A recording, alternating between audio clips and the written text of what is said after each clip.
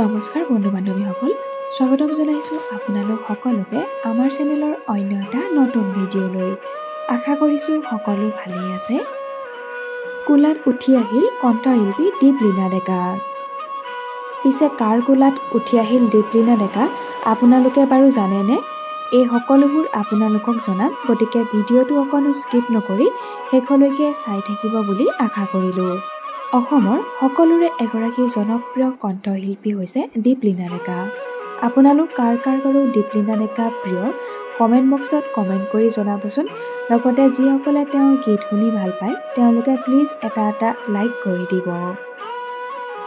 বৰষুণৰ বাবে কোচত উঠিয়ে মঞ্চত প্ৰৱেশ কৰিলে জনপ্ৰিয় কণ্ঠশিল্পী দীপলিনা ডেকাই।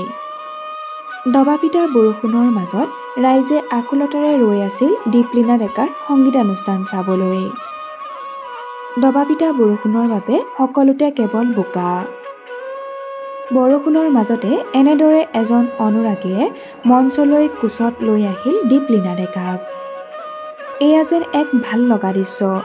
এগৰাকী শিল্পীৰ বাবে অনুৰাগীৰ এয়া কিমান মৰম তাকেই যেন প্ৰমাণ হৈ গ'ল।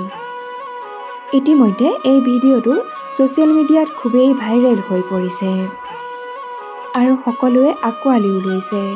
কিমান সুৰক্ষিত হৈ থাকিলে এগৰাকী যুৱতীয়ে এজন যুৱকৰ কোলাত উঠি আহিব পাৰে।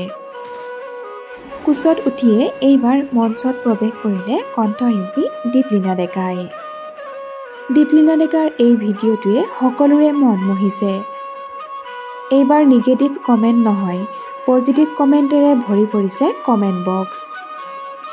কিমান আন্তৰিকতা থাকিলে এগৰাকী শিল্পীক এনেদৰে অনুৰাগীৰে কোচত দাঙি আনিব পাৰে, আৰু কিমান বিশ্বাস থাকিলে এগৰাকী যুৱতীয়ে এজন যুৱকৰ কোচত উঠি আহিব পাৰে। এয়া যেন এক ইতিবাচক দিশ। এয়া যেন এক মৰম স্নেহৰ বান্ধোন।